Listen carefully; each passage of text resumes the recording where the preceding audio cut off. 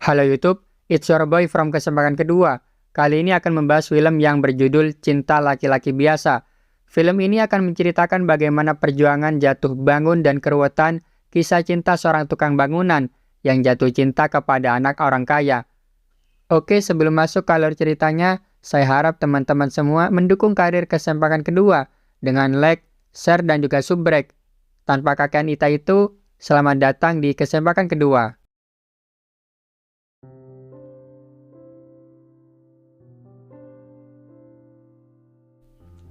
Sebagai mahasiswa arsitek tingkat akhir, Nania harus melakukan magang sebagai syarat kelulusan, dan dia sudah diterima untuk kerja praktek di PT Cipta Buana. Di sana, ia akan dimentori oleh Rafli, selaku pengawas kerja lapangan atau mandor. Karena Rafli masih ada presentasi, akhirnya Nania ikut dengan Tole untuk menuju ke tempat pembangunan. Tole menyuruh Nania untuk mencatat, namun saat Rafli datang, dia menyuruh Nania untuk turut membantu para kuli agar Nania tahu seperti apa takaran semen yang pas. Hari demi hari sudah dilalui oleh Nania kerja praktek bersama dengan Rafli dan para pekerja lainnya. Sampai suatu waktu, Nania melihat Rafli tengah menyempatkan sholat pada saat jam istirahat. Di hari terakhir Nania kerja praktek, Rafli menawari Nania sambal pete. Itu adalah pengalaman pertama Nania makan sambal pete, dan dia sangat menyukainya. Pada hari itu juga, Tole membagikan undangan pernikahannya ke teman-teman tukang. Ia juga menyuruh Nania agar datang ke pernikahannya bersama Rafli. Di acara pernikahan Tole, Nania dan Rafli datang. Nania datang dengan mobil mewah, sedangkan Rafli datang dengan mobil tua warisan ayahnya. Nania mengatakan kepada Rafli bahwa Rafli mirip dengan mobilnya, yaitu sama-sama antik. Ini mobilnya Kang Rafli ya? Emangnya kenapa? Mobilnya sama kayak orangnya. Biasa maksudnya. Antik. Mau bareng? Acara pernikahan Tole berjalan dengan lancar. Ini adalah hal baru bagi Nania, karena sebagai anak orang kaya, ia tak pernah menghadiri pesta pernikahan rakyat kelas menengah ke bawah sebelumnya. Rafli bercerita kepada Nania bahwa sebelum memutuskan untuk menikah, Tole terlebih dahulu ta'aruf dengan wanita yang saat ini menjadi istrinya itu. Laki-laki yang berani mengajak wanita ta'aruf adalah laki-laki yang percaya bahwa wanita itu akan cocok dengannya. Saat itu Nania bertanya, wanita seperti apa yang cocok untuk Rafli? Dan Rafli menjawab, wanita yang menutup auratnya. Memangnya perempuan seperti apa yang cocok untuk Kang Rafli? Yang saya lihat dan menutupi auratnya, agar bisa sama-sama ke surga. Di acara kumpul-kumpul keluarga, Ibu Nania mengenalkan Nania kepada Tio, anak teman ibunya yaitu Titi, yang baru lulus kuliah kedokteran. Ibu Nania berencana untuk menjodohkan Nania dengan Tio. Sebelum pergi, Nania berpamitan kepada Rafli. Nania memberikan hasil perhitungannya, di mana dengan margin keuntungan yang sama, perusahaan bisa menjual perumahan itu dengan harga jual yang lebih murah. Karena memang Rafli ingin perumahan itu dijual dengan harga yang relatif murah, agar rakyat biasa bisa membelinya. Saat itu, Nania juga meminta Rafli untuk datang ke wisudanya. Coba aja diajuin ke Pak Ardan. Kalau nggak bisa? Mencoba dan terus berusaha tetap lebih baik, Kang. Perkuat harapan dengan doa-doa. Insya Allah bisa. Kang Rafli, nanti datang ya ke wisudaku. Harus. Di hari wisuda Nania, Rafli datang. Namun sayangnya ia memilih untuk tidak menemui Nania pada saat itu. Setelah 2 tahun berlalu, kini Nania telah menjadi seorang arsitek hebat dengan berbagai prestasinya. Rafli mendengar kabar itu dari sebuah majalah. Rafli datang menemui Nania dengan membawa bunga yang ia petik dari halaman rumahnya. Ia juga memberikan hadiah dari teman-teman pekerja dulu yang seharusnya Rafli berikan saat Nania wisuda. Kedatangan Rafli menemui Nania ini ternyata ingin mengajak Nania ta'aruf. Hal itu tentu membuat Nania kaget, karena setelah Nania berpamitan, Rafli tak pernah mencari atau bahkan menelponnya, dan sekarang malah mengajak Nania untuk ta'aruf. Namun meskipun begitu, Nania menerima ajakan Rafli. Di depan orang tua dan kakak-kakaknya, Kak Ina, Kak Ranti, dan Kak Wiwit, Nania mengumumkan bahwa Rafli adalah calon suaminya. Hal ini membuat ibu Nania kaget, karena ia mengira bahwa yang akan datang adalah Theo, tapi yang datang malah Rafli dengan membawa sekardus peti. Ibu Nania pura-pura pingsan, mencoba mencari cara sekiranya Nania dan Rafli bisa dipisahkan. Sedangkan Rafli diintegrasi oleh para suami kakaknya, Mas Anwar, Mas Teguh, Mas Doni, dan juga oleh ayah Nania. Rafli dan Nania mencoba meyakinkan keluarga Nania untuk merestui hubungan mereka, dan akhirnya Rafli dan Nania menggelar pernikahan mereka meskipun ibu Nania belum rela Nania menikah dengan Rafli. Ibu Rafli mendatangi ibu Nania. Ia berterima kasih karena ibu Nania sudah berbesar hati mau menerima Rafli sebagai menantunya. Mungkin Rafli tidak seperti menantunya yang lain, hanya saja Rafli sekalipun tak pernah menyakiti hati ibunya, dan hal yang sama akan ia lakukan kepada Nania. Kemudian, Rafli dan Nania mengecat tembok kamar mereka, hal yang sudah diagendakan Rafli, mengecat tembok kamar itu dengan orang yang berhak tinggal bersamanya. Kehidupan rumah tangga mereka berjalan begitu indah. Nania tetap bekerja sebagai arsitek meskipun ia tengah hamil anak pertama. Namun karena kondisi kehamilan Nania kurang baik, Nania diharuskan untuk sementara waktu cuti bekerja. Ibu dan kakak Nania berkunjung ke rumah Nania. Mereka membawakan Nania seorang pembantu.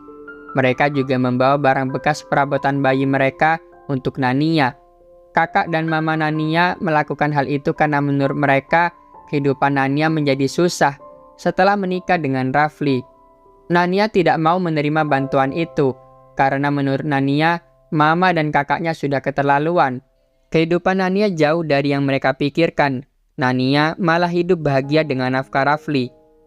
Mama Nania tentu marah dengan keputusan Nania. Ia menyuruh para tukang untuk memasukkan lagi barang-barang itu ke dalam mobil.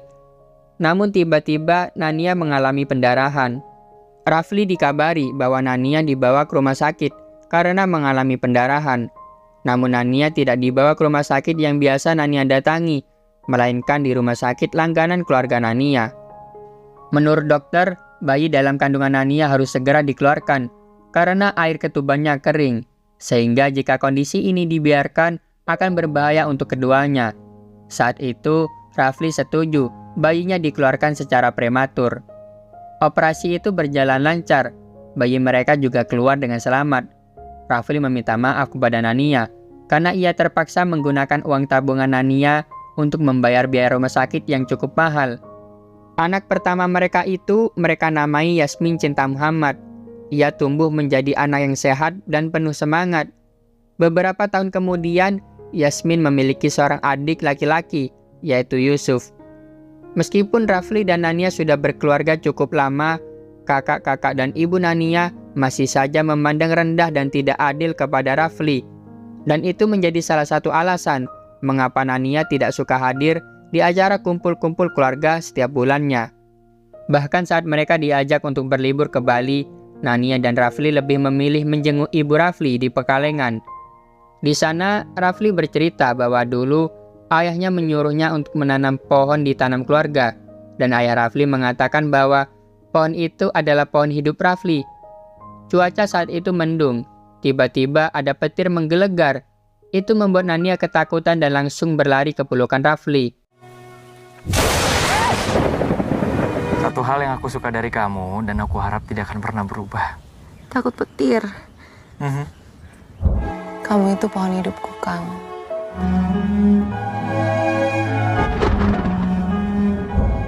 Saat Rafli istirahat bekerja, ia melihat berita bahwa Mas Teguh, yaitu suami Kak Ranti, ditangkap polisi karena kasus suap. Nania menghubungi Rafli mengabarkan bahwa ia dijemput sopir Kak Ranti karena Kak Ranti frustasi dan ingin bunuh diri.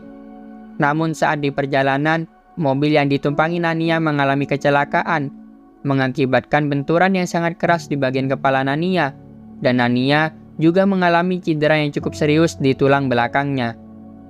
Ternyata benturan keras di kepala Nania mengenai fungsi otaknya yang membuat Nania mengalami amnesia.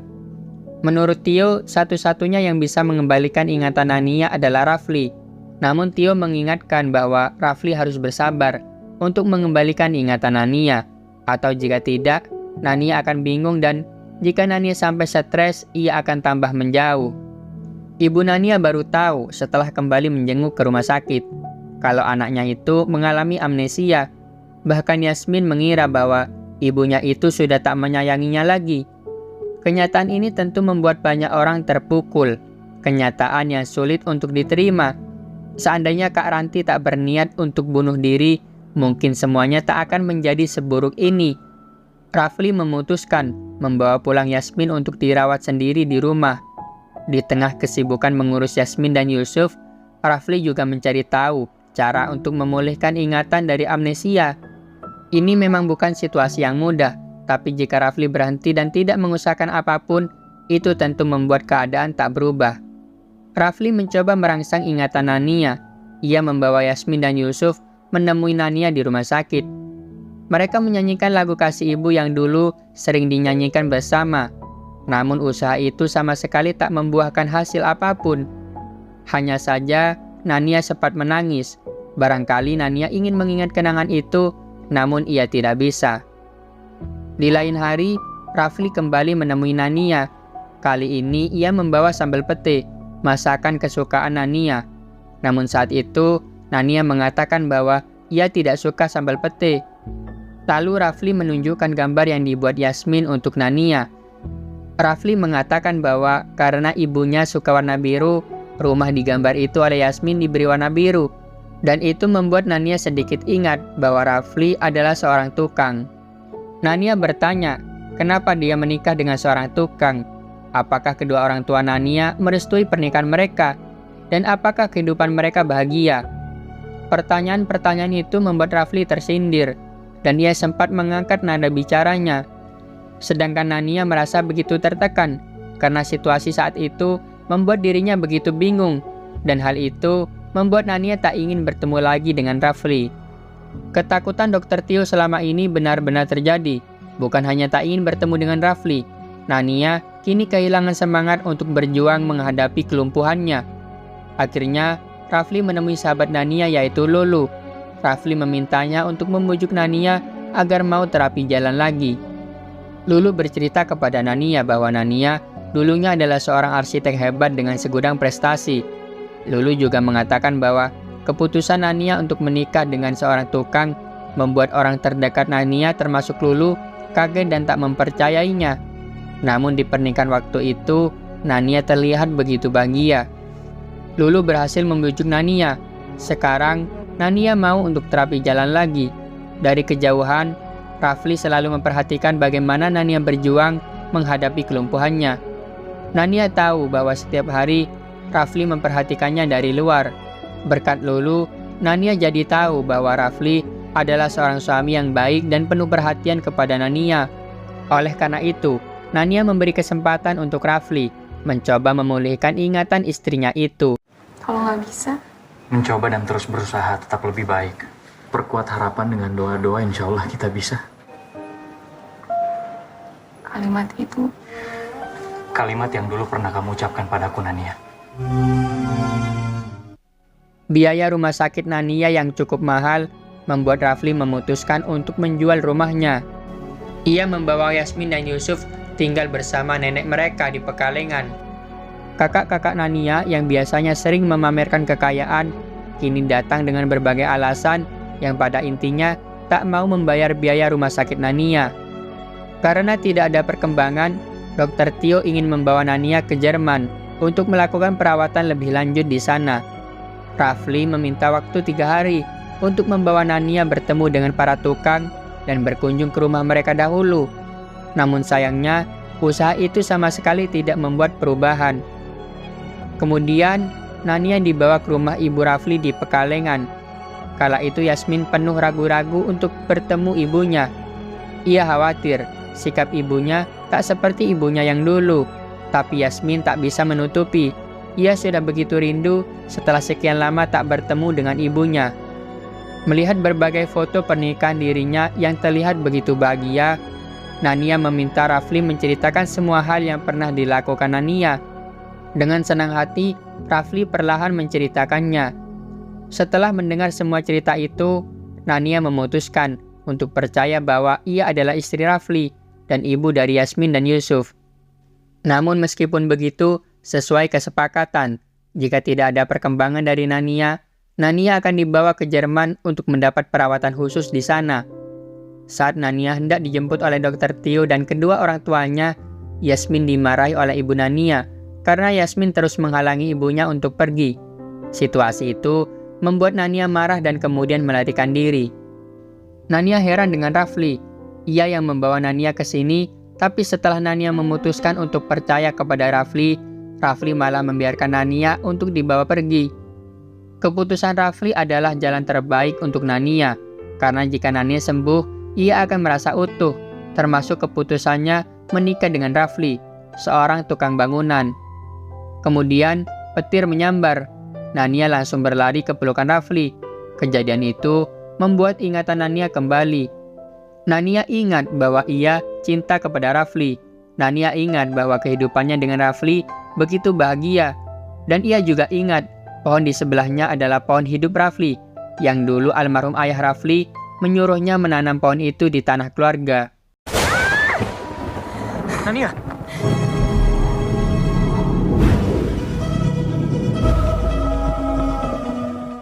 Petirnya sudah lewat.